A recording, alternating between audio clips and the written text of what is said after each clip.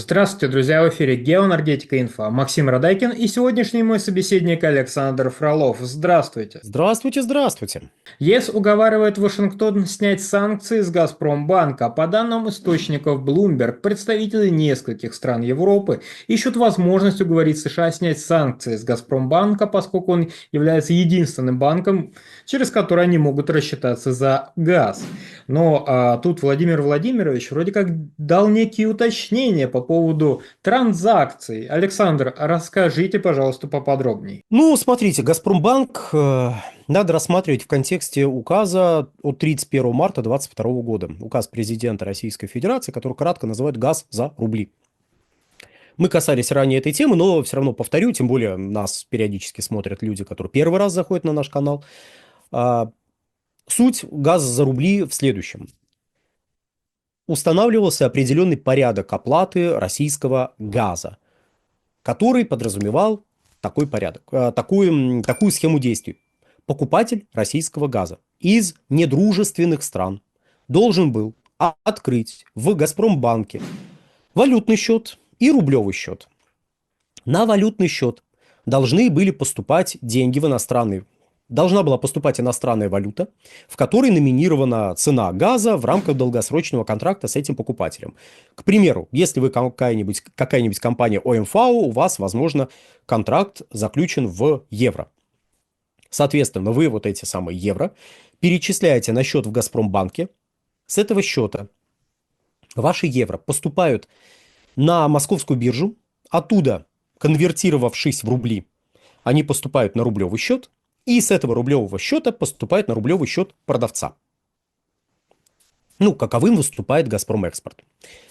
Вот такая схема. Таким образом, поэтому это газ за рубли. Вы вроде как платите в той же валюте, а то, знаете, странные люди в комментариях периодически спрашивали, да откуда вообще в Европе рубли? В Европе нет рублей. Все нормально. В Европе не переживайте, успокойтесь. В Европе рублей нет. Но сюда заводится валюта, здесь она конвертируется в рубли поступают на счет покупателя, и с этого счета покупателя рубли поступают на рублевый счет продавца. Все. Таким образом, еще и обеспечивается некий спрос на рубли, что, в общем, нам выгодно в данной конкретной ситуации. Понятно? Я думаю, предельно понятная схема. Но в конце ноября на «Газпромбанк» посыпались санкции от Соединенных Штатов Америки. До сих пор не были опубликованы какие-то разъяснения по этому поводу. Пока разъяснений нет, и, соответственно, покупатели из стран Европейского Союза обратились, как и предполагалось, к Соединенным Штатам, либо за тем, чтобы объясните, пожалуйста, что нам делать, либо введите, какой-то режим, послабления к этим самым санкциям, которые вы только что вот наложили на «Газпромбанк». Потому как мы не можем оплачивать газ, а если мы не сможем оплачивать газ через «Газпромбанк», значит, газ нам не будут отправлять. В указе «Газ за рубли» есть четко прописанная норма, согласно которой, если покупатель из недружественной страны не пользуется схемой «Газ за рубли», «Газпром» не имеет права отправлять ему газ. Он не имеет права, ему прямо запрещено это делать. Это не волюнтаризм «Газпрома», это не волюнтаризм конкретно Алексея Борисовича Миллера, это не волюнтаризм главы «Газпромэкспорта». Это прямой запрет, прописанный в рамках указа президента Российской Федерации. Все.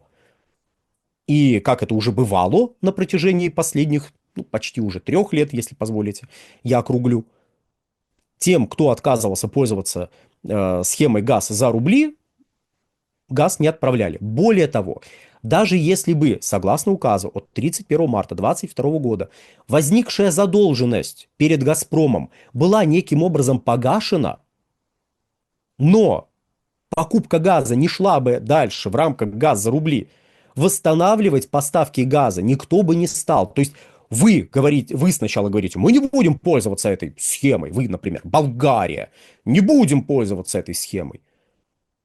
Я знаю, что нас из Болгарии смотрят. Если что, претензии не к вам, как к гражданам, и даже как к политическим деятелям. Претензии к вашему чудесному руководству, которое неоднократно уже очень сильно подставляло экономику Болгарии и болгарское население.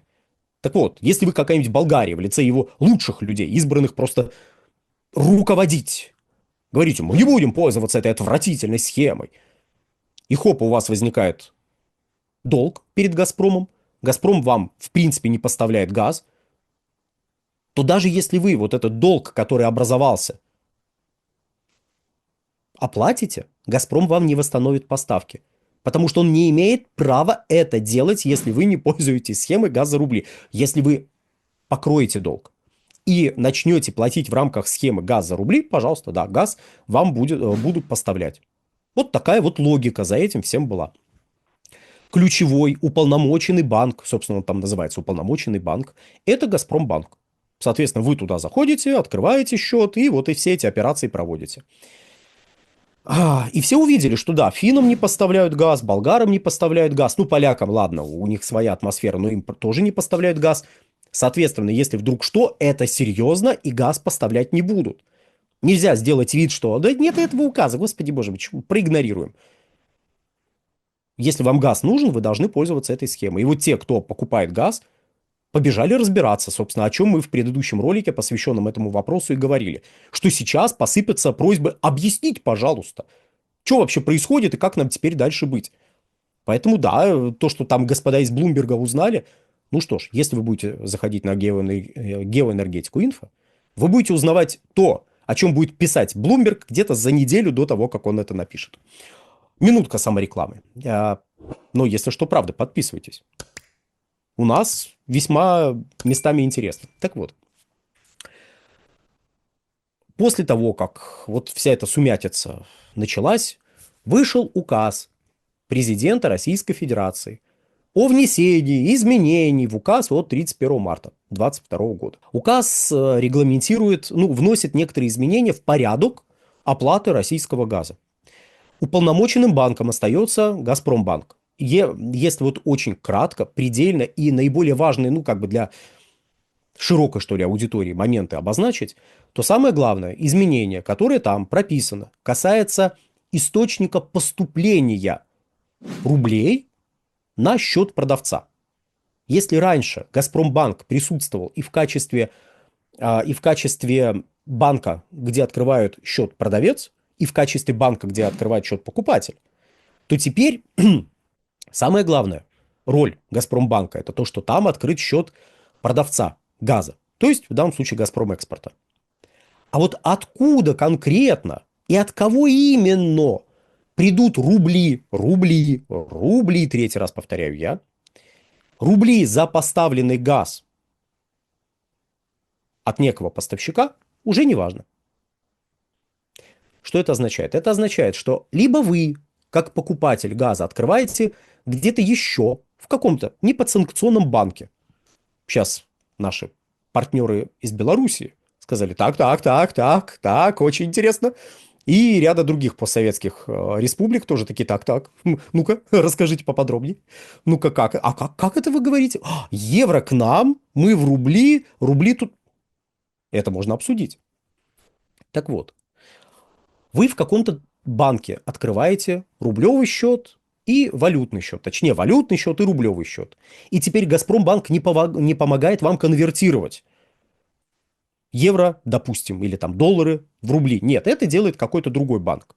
Кстати, «Газпромбанк» даже по этому поводу выпустил разъяснение, что нет, мы теперь вот, эта роль теперь с нас снята, поэтому этим будет заниматься кто-то другой. Некий другой банк. И вот с рублевого счета в этом банке рубли будут поступать на рублевый счет в «Газпромбанке», рублевый счет продавца газа. Либо это может делать вообще не покупатель, а какое-то третье лицо, единственное число, а может и множественное число, кто его знает, которое, посмотрев, сколько евро должно было зайти в счет оплаты газа, какой был курс за 2 дня до поступления средств, пересчитывает евро в рубли, рубли отправляет на счет в «Газпромбанк». Все. Там есть еще пункт, касающийся взаимозачета и нового порядка восстановления поставок, если погашена задолженность. Но, скажем так, я бы вот не хотел сейчас это комментировать, потому что если мы будем комментировать так, как я это понял, схема будет выглядеть слишком весело и слишком увлекательно. Вот прям слишком весело и слишком увлекательно ввиду того, что, скажем, ну, к примеру, я так сейчас широкими мазками немножечко намекну, как это может выглядеть. Допустим, вы компания ОМФАО, которая сказала: «Газпром, ты должен нам 230 миллионов евро». А «Газпром» говорит: «В смысле? Почему?» «Потому что вот решение суда. Поэтому мы весь газ, который будет к нам поступать, будем брать в счет вот этого долга». «Интересно», — говорит «Газпром», «а я тогда газ поставлять не буду». «Ой», — говорит компания ОМФАО. Она, правда, может забрать какие-то объемы газа, которых, газпромовского, которые хранятся на ее территории, на территории Австрии, но это, опять же, отдельная история, газ, главное, им не поступает. Забрать вы можете, новый от этого не появится, по крайней мере, с нашей стороны. А на нашей территории есть некоторая часть активов, которые раньше принадлежали компании ОМФАО.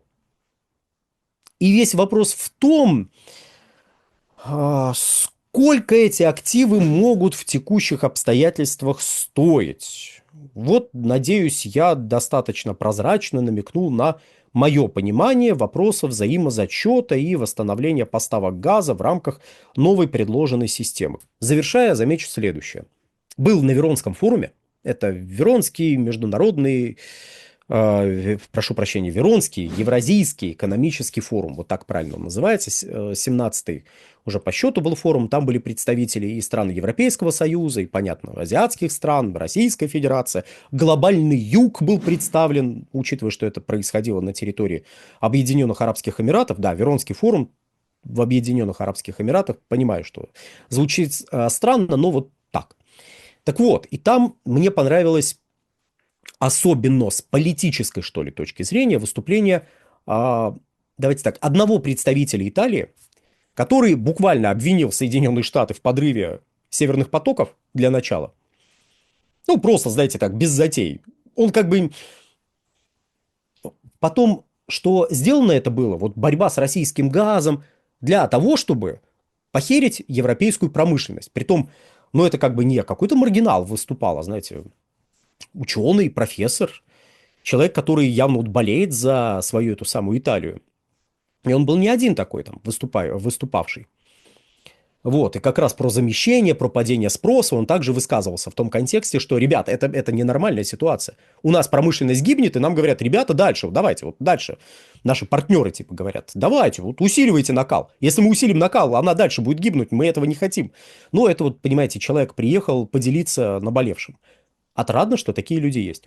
И мне очень понравилось выступление вице-премьера Сербии Александра Вулина, который сорвал дважды аплодисменты. Просто вот в ходе своей речи он дважды сорвал аплодисменты. Ни один другой выступавший такой чести не удостоился.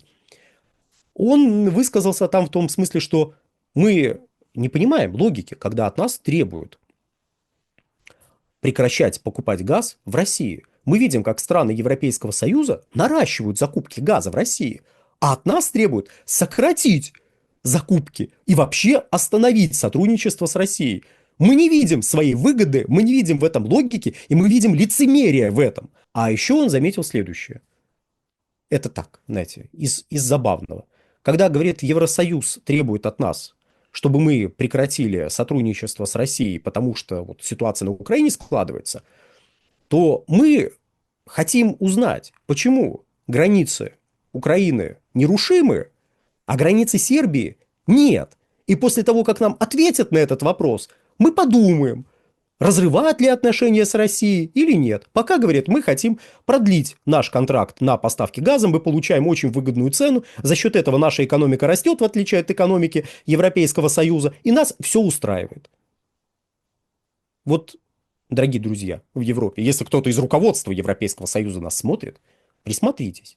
Сербы в данном случае дают очень хороший пример. Кстати, не только они. На сегодня все. Всего хорошего. Александр, большое спасибо за комментарий. Друзья, подписываемся на Геоэнергетика Инфо в Телеграм, подписываемся на Александра Фролова в Телеграм. Ссылки будут в описании и закрепленном комментарии. Там же будут реквизиты для желающих финансово поддержать наш проект, чтобы мы и дальше также бодро вещали на всех площадках без монетизации. Спасибо, до новых встреч. Да, всего хорошего и подпишитесь на телеграм-канал «Нефтегазовая игра», мой личный.